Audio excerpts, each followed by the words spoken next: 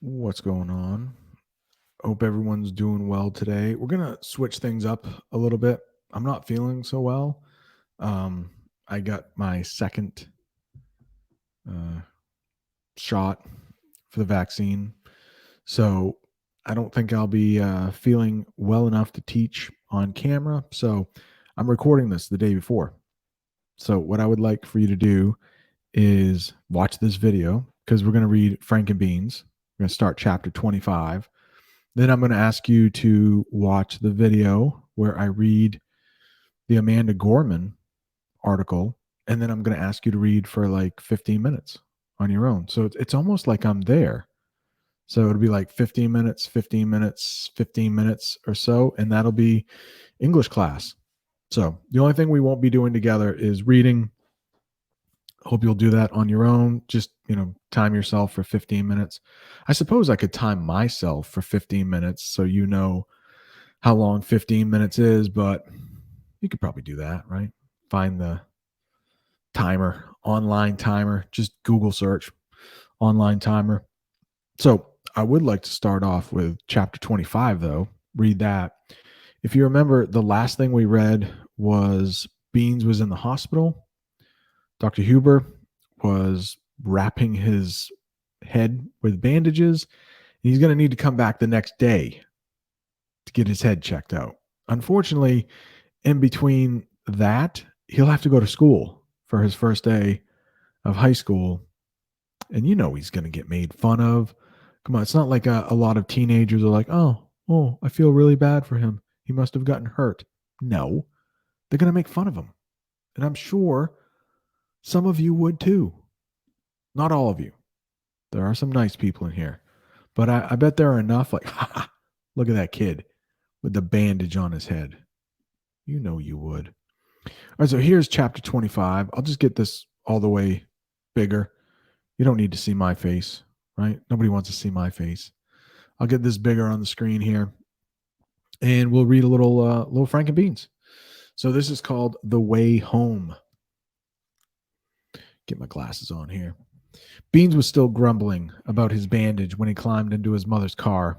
I slid into the back seat, liking it so much better than the other back seat. Yeah, come on, man. Than the other back seat I was in earlier, the police car. It'll be fine. I'm sure everyone will understand, Mrs. B said.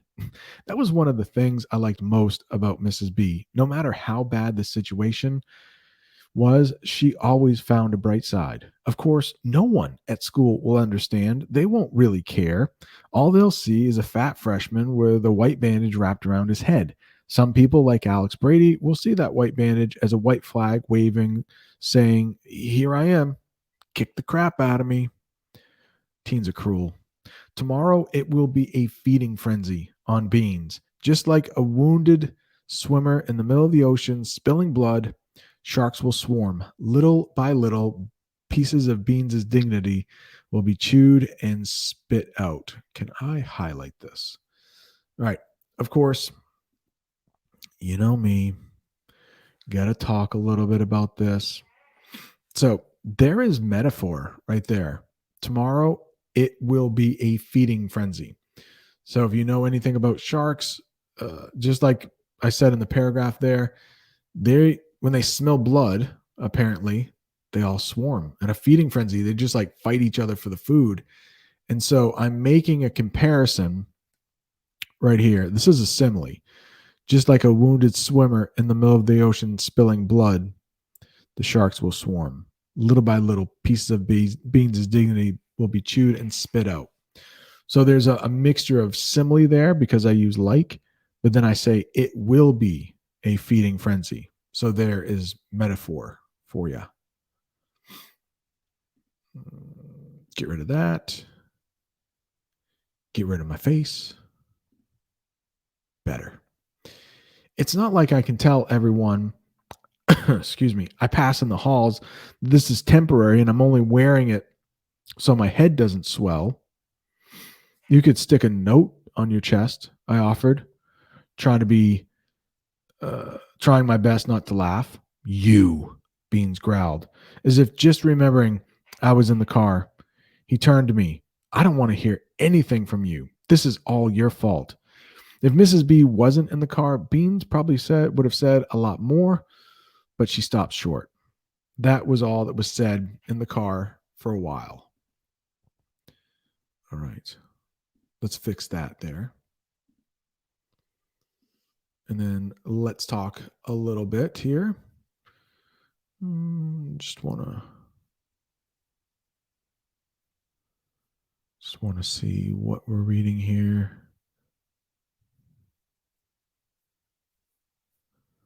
Okay.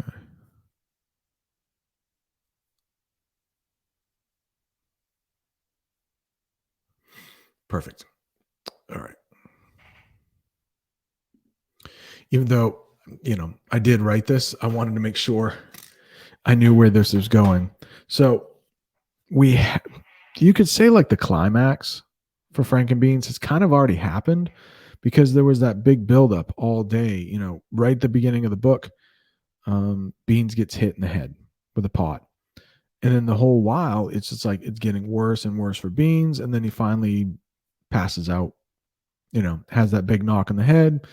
He's eventually going to be fine. There's going to be another book, things like that. But then also, if you remember, I've been talking about this murder that's going to happen. And so on the next couple pages, you're going to see that, well, man, spoiler alert, like something bad's going to happen. Something bad's going to happen. Down the road a little, a massive amount of flashing lights bounced in the night sky. It looked like a fireworks display with all its flashes of red, white, and blue. As we got closer, it became clear that the road is blocked. 6 police cars, 3 ambulances, and a fire truck were parked in our path. So there's a little alliteration there for you, parked in our path. We pulled to a stop directly in front of Mr. Simone's store. Yellow police tape wrapped around the entrance. Oh my goodness, what happened? Mrs. B wondered. I hope nobody's hurt. I didn't want to break it to her, but I think they put up that tape only when someone is hurt. A group of people in uniform were huddled in front of emergency vehicles. A police officer left the group and came over to the car. Mrs. B rolled down the window. A walkie-talkie was squawking. The car's front lights lit up his silhouette as he approached. Officer Brown. Beans and I noticed at the same time because I heard him gasp in the front seat. What is it, honey? Mrs. B asked, but by then Officer Brown was leaning through the driver's side window. Evening, ma'am. I'm afraid you folks going to have to turn around. This road will be off limits for at least another half hour while the detectives gathered their evidence. He squinted over at Beans, the bandage already acting like a beacon for attention. Then his eyes widened, and it was clear that he had recognized Beans, but he didn't say anything. Instead, leaned over and looked into the back seat. I can only imagine he was looking for me. Something wrong, officer? Mrs. B wanted to know. It's just my son and his friend with me in the car. I did my best to slump down and hide, but I knew it was no use. Even though it was dark out, there was enough light flashing from the vehicles that my face lit up in a different color every few seconds. Ma'am, if you don't mind, I need to speak to Frankie for a few seconds. Confused, she said, sure, I don't mind. I'm just wondering how you know each other. I had opened my mouth. I had my mouth open, ready to expel another lie, but Officer Brown covered nicely. I know Frankie's father, which kind of wasn't a lie when you think about it. Instantly, I felt the palms of my hands break into a cold sweat. I wiped them along the cloth seats as I got out of the car. He put his arm around my shoulder and led me away from the car, away from the lights, and away from the store. We walked in the direction with the least commotion, behind Mrs. B's car. By that time, a van and a truck had formed a line behind Mrs. B. I didn't even want to think about what she was asking Beans, but I was even more afraid of what he might be telling her. He wasn't half the liar that I was. A car honked at us, probably wanting the officer to explain what was going on, but he ignored them and led me over to a nearby driveway where it was fairly quiet. Frankie, I normally wouldn't divulge this information to a 14-year-old, but you don't seem like a normal 14-year-old. Maybe it's from all the abuse or having to fend for yourself, but you seem very mature for your age. I think you can handle what I'm about to tell you. I got scared. To try and distract him and maybe myself, I asked, I thought your shift was done this afternoon. The question got him off his game. Probably the last thing on his mind. I was offered some overtime and I took it, but that's not why I pulled you over here. We were facing each other. He put both hands on my shoulders. What I'm about to tell you may be difficult to digest. Some of it you could read in the paper tomorrow morning. Some of it might never be public knowledge. Frankie, you knew the owner of the store, right? Mr. Simone? I nodded. He breathed in deeply. He's been shot. We don't believe he'll make it through the night. A pause. We believe your father's involved. Dun, dun, dun. All right. That is the end of chapter 25. We read the whole chapter 25. So I hope you enjoyed it. If you want to read a little bit ahead for chapter 26, I'll put the link in there. If you want to do that for silent reading, just time yourself.